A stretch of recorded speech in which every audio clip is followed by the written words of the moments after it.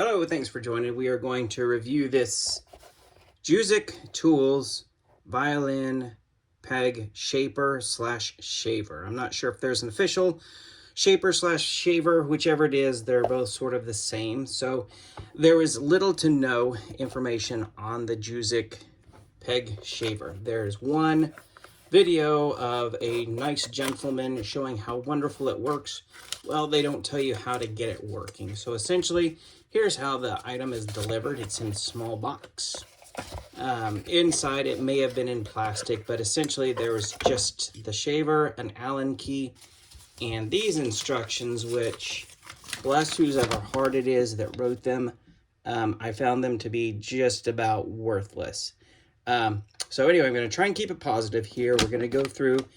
This tool has a certain value to be in any Luthiers toolbox. We'll show you the pluses and minuses.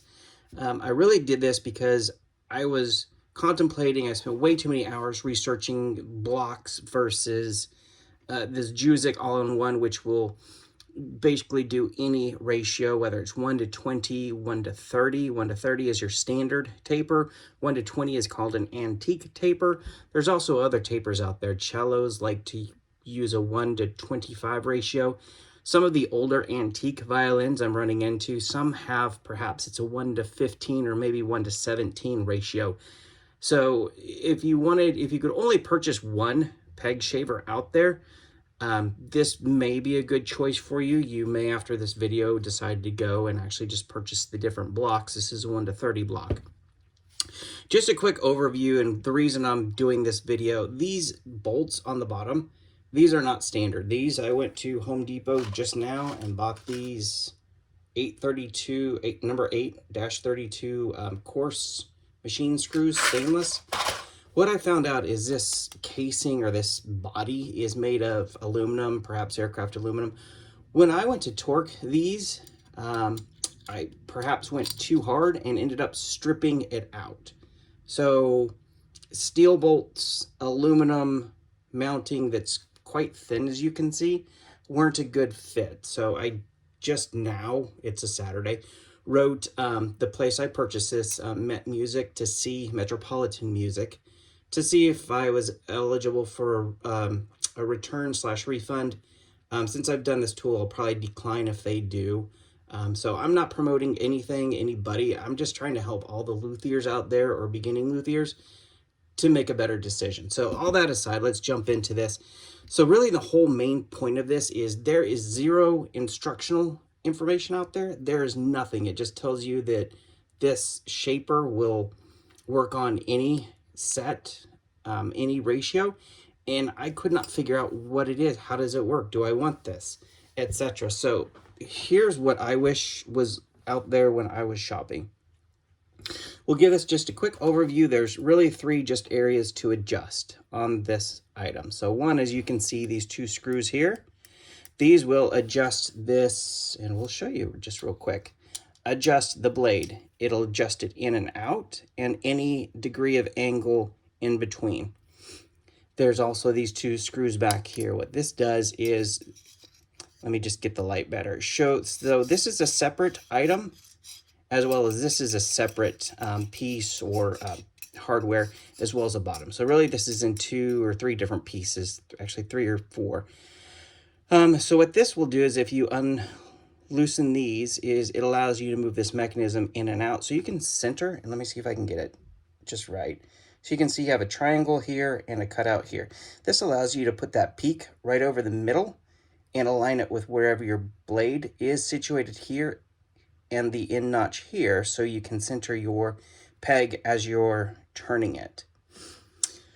So this up here as well is this kind of a guillotine structure, goes up and down and allows you to adjust to any different size peg, or as you're cutting it down, shaving it down, allows you to adjust the thickness.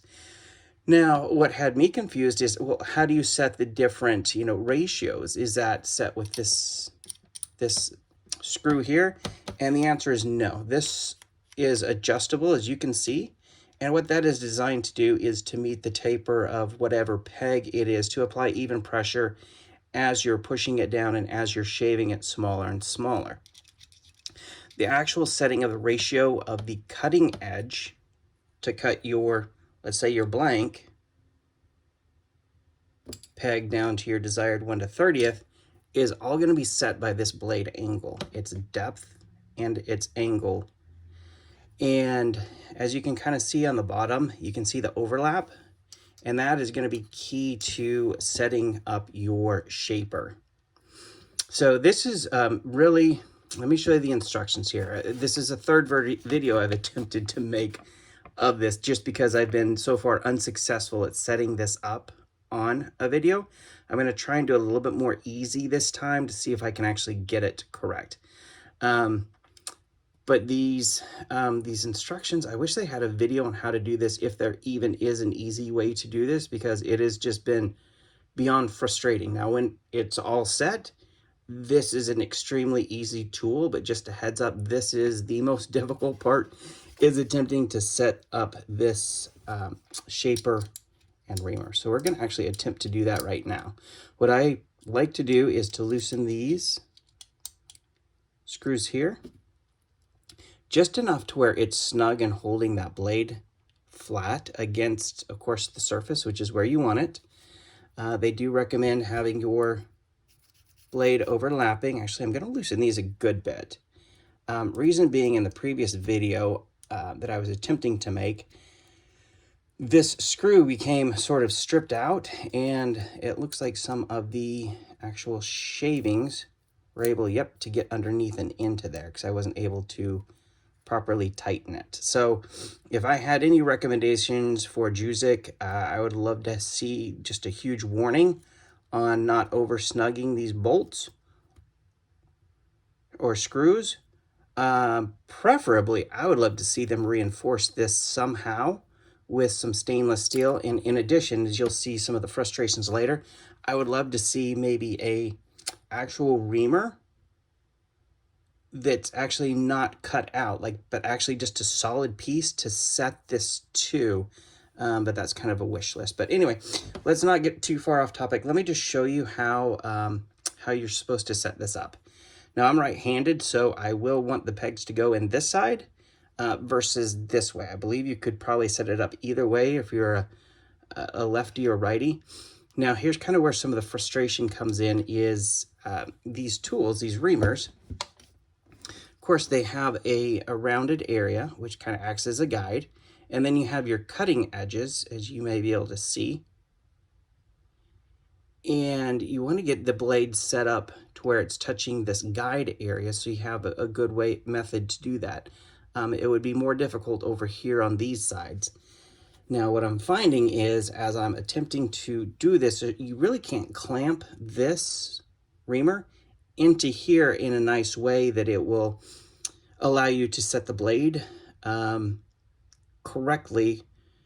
So the best way that I sort of found so far, and you'll see this, to attempt to set this up is actually just kind of holding it in there carefully, not to cut yourself, and sort of holding it somewhat tight. You actually almost need 3 sets of hands here to do this, because it's nearly impossible. And to make it worse, it's very difficult to see the actual blade, since it's chrome and this color is chrome color too. So you put the two together and you really have nearly no way of discerning where that lip is and if you indeed are spot on. So I'm actually just going to finger tighten this a little bit more, just so it will move, but it won't move as much as we've been seeing. So the instructions say basically 0.5 millimeter overlap. I'm just going to eyeball it and say that's pretty darn close. To me, that looks like 0.5 millimeter. Now, again, I'm going to attempt to put this in. So it's frustrating because the T handle is, you can't really set it down nicely to do it. You kind of have to hold it and manipulate it all at the same time. So I'm kind of holding it.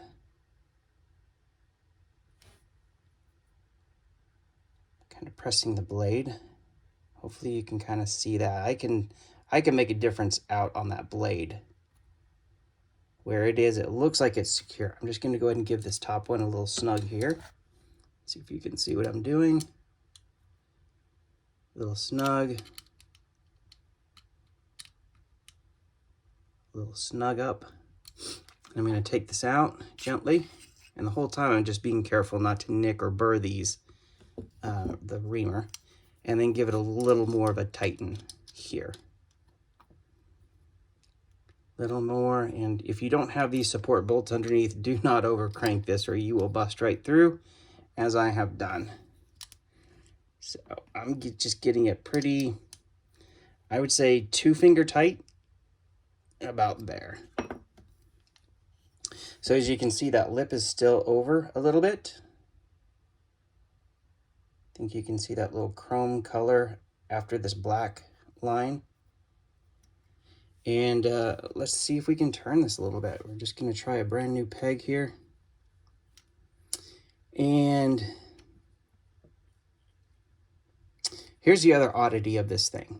Is normally, I was taught as a child, to tighten a bolt, you turn it right. To loosen it, you turn it left, and that will loosen. I was always told righty-tighty, lefty-loosey. Here it's opposite. So this actually is you're holding it this way. Left tightens and right raises. If you're holding it upside down, left does loosen and right does tighten. So there's a bit of a learning curve, so just so you're aware. So let's loosen this. I'm just going to set it to, I know this is 1 to 30, so I'm going to put a 1 to 30 peg in here and bring that down.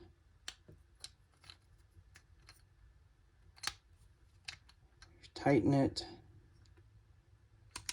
And I think that's about right. We're just going to call that close. If we need to adjust it later, we will. That one's not as important as your blade angle. Just on the topic of the blade, so when we did get this out of the box, it does claim to be set up ready to go to 1 to 30 ratio. We found that not the case. It was digging in. It wasn't cutting smoothly. We took the whole blade off. We honed it. We sharpened it a little bit on a whetstone. You can watch any videos on that out there. And it worked better. And then we reinstalled and went from there. So just be prepared, even though it says it does. Whether I was a lucky one and got one that wasn't properly set up, I don't know. So let's see if this is set up. I'm going to tighten this just a tad. You can kind of see that gap there, and as I tighten, that gap should go away. Lefty tighty. Okay, so we know this isn't right as far as taper wise, but we're just going to give it a little turn. It's too tight. Going to loosen. In this case, righty. Okay, looks like I might be getting some decent cuttings. We can see the cutting side here. Okay, I'm going to try and tighten that a little bit. Too much. Again, just small increments. Works best for cutting.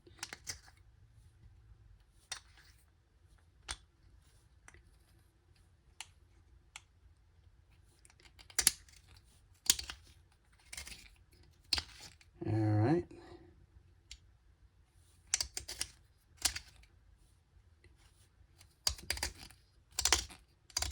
Cutting more. And I am hearing some biting in there, some chatter, so I may need to go back and readjust that blade because I may not be perfectly happy with it. We will see. Let me loosen that and let me show you this block plane. Not plane, but shaver. So really, you should start, once it's honed in, you should just really, well, that's not working very well. Let's start up here. You should just get some just gentle, just shaving. See how smooth and nice that is? That's when you know that a blade is set up perfectly. Is it just turns almost like, I like to say, like butter.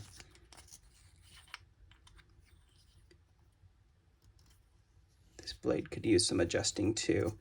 but you're wanting to see just that feathery cut all along that versus a real dig in like that. So I have more adjusting to do on these. So likewise on this. But anyway, that gives you an idea of how this works.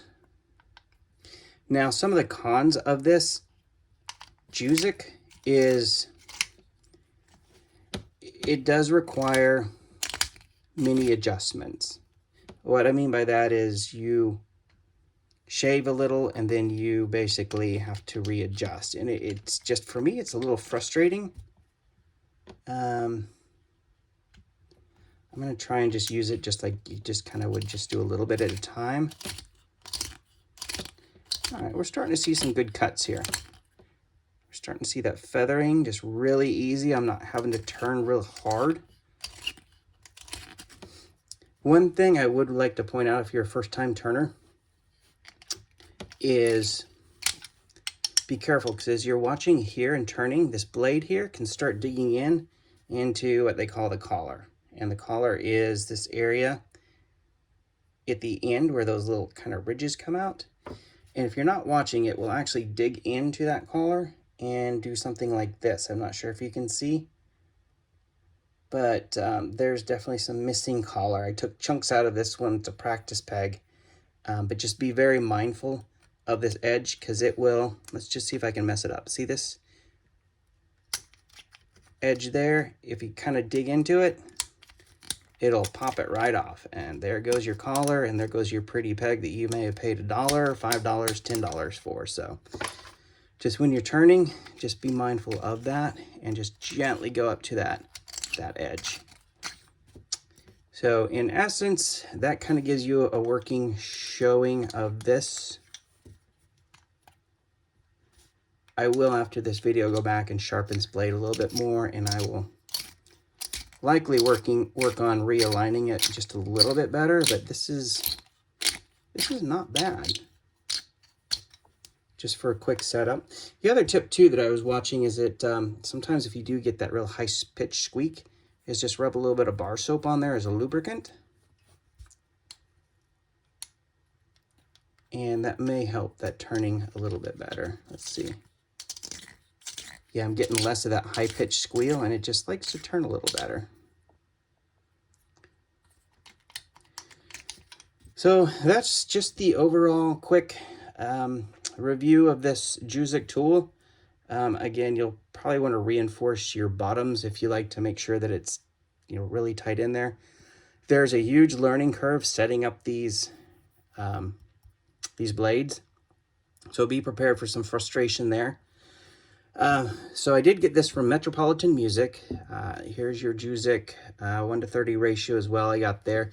It's 2024 right now. This was, I think, $95 on Metropolitan Music, somewhere around there, 95, 120. This guy, I did get with, I think it was from the website Gewa. It may be open to everyone else. You may have to have a license or a business license or whatever certificate for it. But there's some huge benefits to this as well, and some huge benefits to having this. The Juzek, the benefits I could see is just being able to get and trim in that collar is a lot easier with this one, because I can adjust it exactly where I want it to be. But if I was setting up violins and having to do a bunch of pegs at one time, this block reamer, once it's set up properly, is so much easier to operate. It's just, why it's easier is you just stick it in and go. You just kind of, you know, ream from here. You just keep on reaming to different thicknesses. And this one's kind of chunky. This is a low quality peg too, so yeah, the grain was not good on there, and that's another what not to do. I was chomping into it versus turning it, but again, this one you can just see the grain on that is not ideal. And then how to set these guys up real quick is, oh, I want to show you before we do that. So on this plane, or this shaver, sorry, it was interesting too. So I did personally go back in and sharpen all these on the whetstone. One other thing that I found interesting was these, let's see if we can get you a good angle. A lot of them had machining burrs on them, and you should be able to see this machining burr right there. So it kind of keeps it from laying straight, and actually it's a metal splinter. So I did get, and will get more, just a little bit of sandpaper, and carefully do it because I did one prior and actually got a metal splinter in my thumb. So they do need just a little bit of work just to keep it completely flat. And then once you have it how you like it, we'll just show you real quick how to set this up.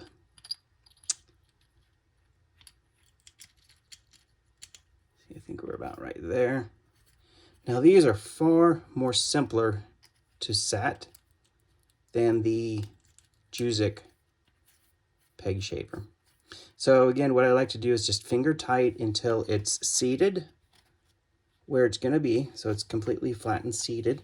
Push this back, the blade back as far as it will go, and then gently insert on the flat side of the shaper and kind of wiggle it in there. And then I'll just kind of have that blade gently meet and touch the edges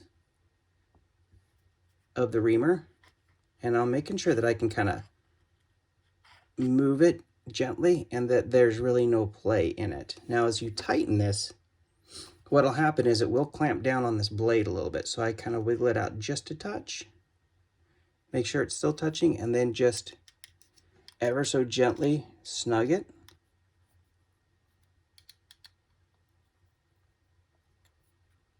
Making sure I can still release this, which I can.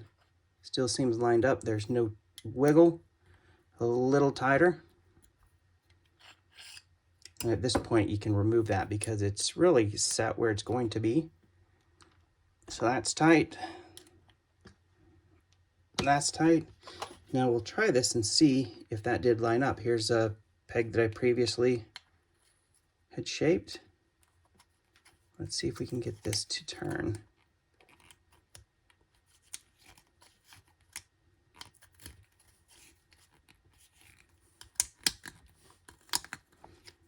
All right, there we go. It's rounding it out, and we're seeing cuts all the way from left to right. Looks like it could use a little bit of sharpening still, but we're getting that pretty fine, pretty normal cut top to bottom.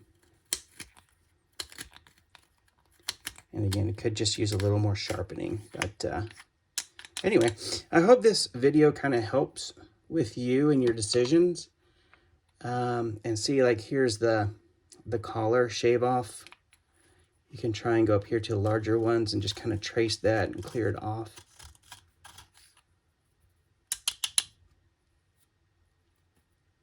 The Juzek seems to be really good at doing this as well. But yeah, there you are. So hopefully this helps you make a decision on your journey. I'm actually happy I bought both of these, a brass block as well as this. I think this was like 60 or 70 bucks. And this guy, again, about, I don't know, 95 to 120. But there you go. So there's the workings of it. Any questions, any comments, please feel free to leave them in the comments. And again, please be nice. This is amateurs helping other amateurs and people looking to purchase some tools. And all for the goal of promoting the arts, repairing violins, and keeping the music playing. So thanks for your time. Play on, my friends. Hope you have a great day.